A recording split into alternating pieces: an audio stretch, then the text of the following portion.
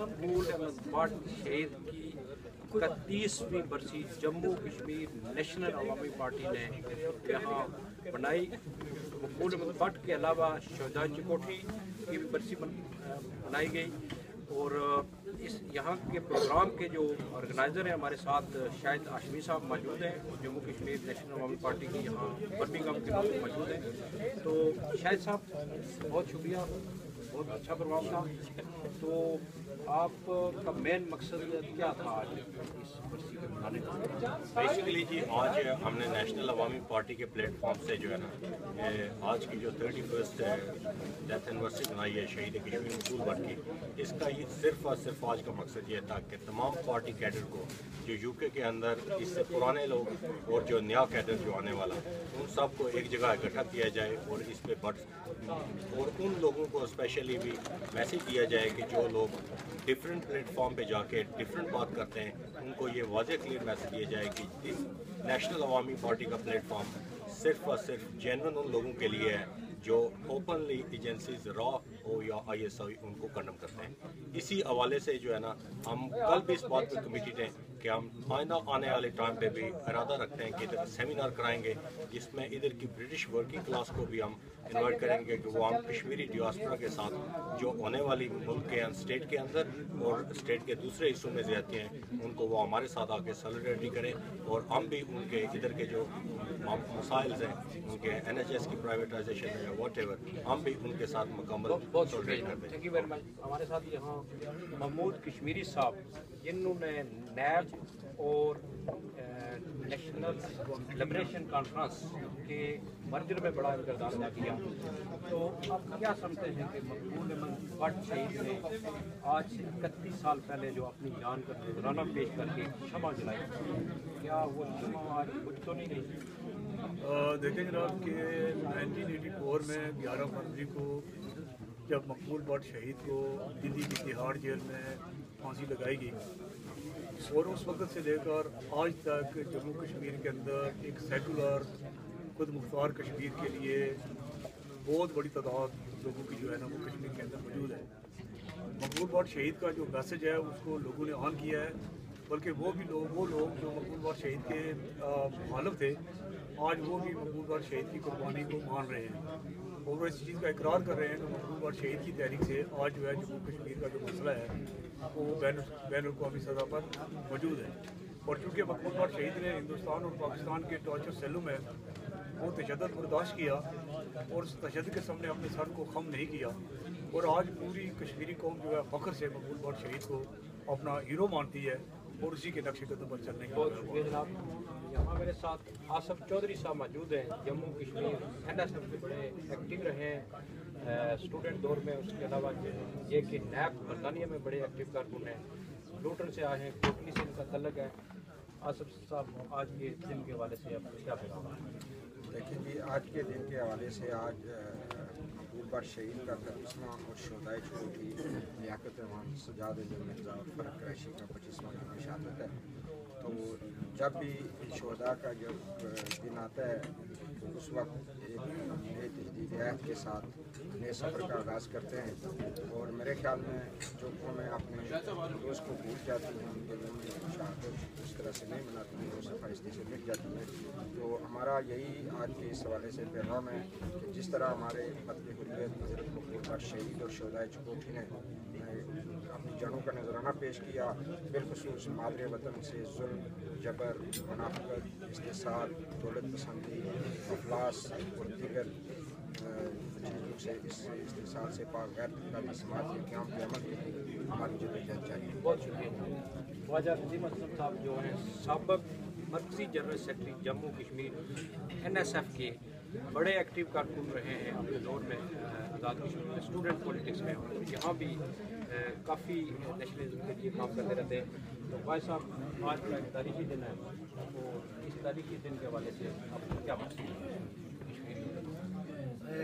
آج دیکھیں سر کہ 31واں جو یوم شہادت ہے مقبول بٹ, اس کے حوالے سے ہم ایک میسیج دے رہے ہیں پوری دنیا کو کہ شہید کی جو موت ہے وہ قوم کی حیات ہے, اور جو لوگ یا جو کو قابض کرتے ہندوستان اور پاکستان کی یہ سمجھ نہیں ہے کہ انہوں نے مقبول بٹ کو مار دیا، تو یہ غلط ہے. وہ نظریہ دن بدن پھیل رہا ہے اور کشمیریوں کا یقین مستحکم ہو رہا ہے کہ وہ آزادی اور خود مختاری کے سوا کسی بھی حق کے علاوہ نہیں اچھا رہے. آپ کا تعلق نیپرز ہے اور کچھ دن پہلے بیرسٹر سلطان محمود صاحب نے وہاں جب وہ پنڈی سے واپس گئی لاؤڈ اسپیکر استعمال کیا میرے خیال میں چوک شہیدہ میں، تو اس کے بعد مقبول بٹ کی برسی پر پابندی لگا دی گئی. آپ کیا کہنا چاہتے ہیں، کیا میسج ہے؟ یہ جی بڑا واضح اور کلیئر بات ہے کہ جو دو کیا کہتے ہیں دو طرح کے رویے ہیں کہ جو قوم کے واقعی بات کرتے ہیں اور جو لوٹاکریسی پہ یقین کرتے ہیں ان کو تو کھلی اجازت ہے اپنی لوٹ مار کرنے کی، لیکن جو آزادی اور خود مختاری کی بات کرتے ہیں ان پہ آپ پابندیاں طرح طرح کی لگاتے ہیں اور ان کو آپ فری اسپیس ایکول اپرچونٹی نہیں دیتے، جس کی ہم بھرپور مذمت کرتے ہیں. اس کے علاوہ میں جو 14 چکوٹھی کے حوالے سے جو بات کر رہا تھا راجد صاحب کہ آج جب لیاقت اوان، فرق قریشی اور سجاد انجم جو کہ نیشنل اسٹوڈنٹس فیڈریشن کے شہدائے چکوٹھی ہیں، ان کی جدوجہد اور NLC اور نیب کا جو ادغام ہوا ہے اس کو لے کے ہماری جو جدوجہد ہے اس میں بنیادی طور پہ ہم سیاسی طور پہ جدوجہد کر رہے ہیں. سفارتی اور انقلابی محاذ پہ ہماری جدوجہد ہے اس کو سامنے آنے کی ضرورت ہے، اور یہی جو ہمارا کیس ہے بین الاقوامی طور پہ برطانیہ کے اندر کہ کشمیر کے جو قابض ہیں دونوں ممالک پاکستان اور انڈیا ہندوستان، ان کے لیے ہمارا واضح دو ٹوک میسج ہے کہ ہم اپنی حمایت اپنے بل بوتے پہ، اپنے عوام کی طاقت کے بل بوتے پہ کشمیر کو آزاد خود مختار اور خوشحال معاشرے کے قیام کرنے آزاد کشمیر تو آزاد نام تو آزاد کشمیر ہے، اس کا تو یہ کیسے ملا؟ دیکھیں جی کہ آزاد یا کسی کا اگر شیر ہمارا اپنا وزیر اعظم ہے، شیر ہمارا پریزیڈنٹ ہے، ہمارا سپریم کورٹ ہے. دیکھیں نا جی کہ 4 کمپوننٹ ہوتے ہیں کشمیر اسٹیٹ کے: آبادی، رقبہ، علاقہ اور جس کو کہتے ہیں ساورینٹی، اقتدار اعلیٰ. کشمیریوں کا اقتدار اعلیٰ چھینا گیا ہے شروع سے.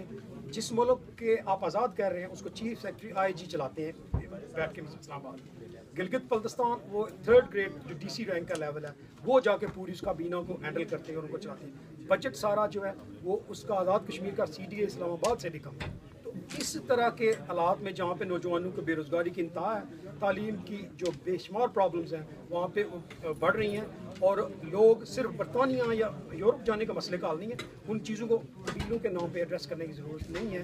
ان کو آزادی کی وجہ سے یہ کیا مشکلات سمجھتے ہیں کہ نیشنل اسٹوڈنٹ فیڈریشن، نیشنل عوامی پارٹی اور آپ دوسری پارٹی، تو آپ NSF کی جو زبان ہے اسٹوڈنٹ کے دور میں بڑا جذباتی ہوتا ہے، باتیں کرتا ہے، لیکن جب آپ کسی پارٹی بڑی پارٹی میں آتے ہیں جیسے نیب ایک بڑی پارٹی میں استعمال ہوتی ہے تو آپ کو زبان تھوڑا لفظ کا بہتر استعمال، جیسے بٹ صاحب نے بڑی اچھی اسپیچ کی، اس نے کہا کہ ہمیں تھوڑی سی دے دیجیے ضرورت. کیا سمجھتے ہیں کہ تھوڑا ہاں نہیں بالکل آپ جو لوگ پروگرام سننے کے لیے آتے ہیں ان میں ٹھیک ہے.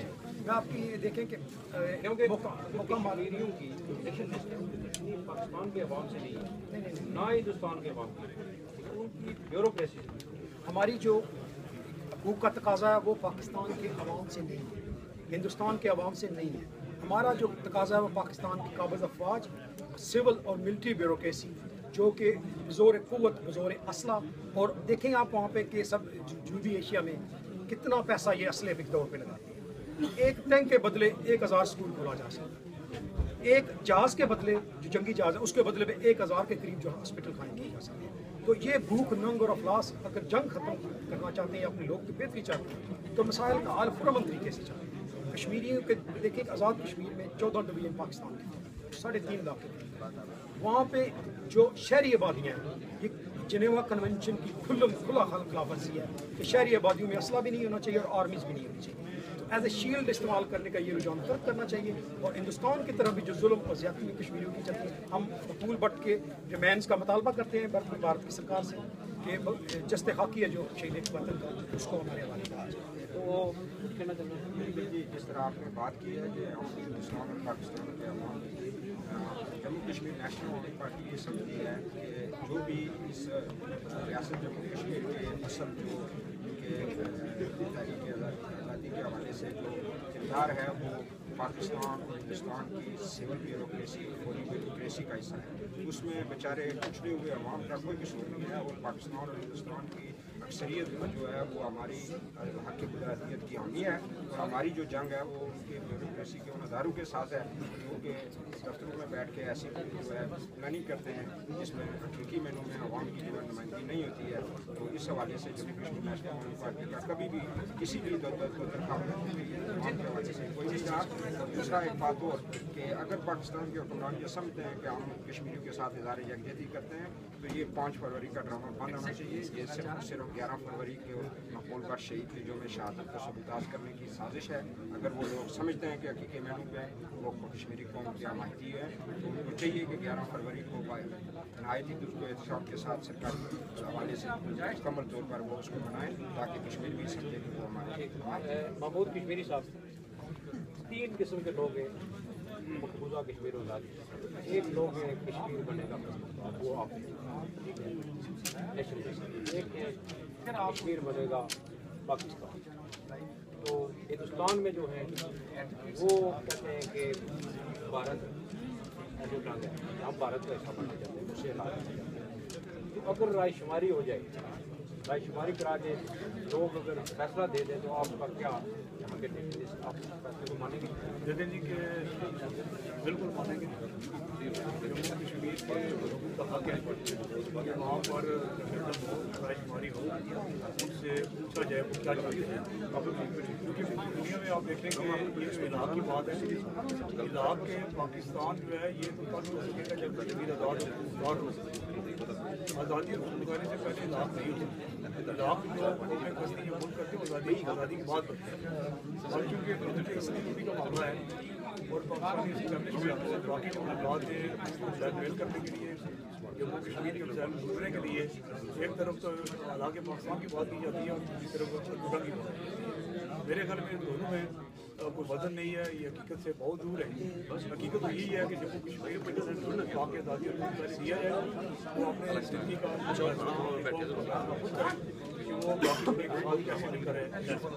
बहुत शुक्रिया। नाज़रीन, हम यहाँ बर्मिंघम में मौजूद थे।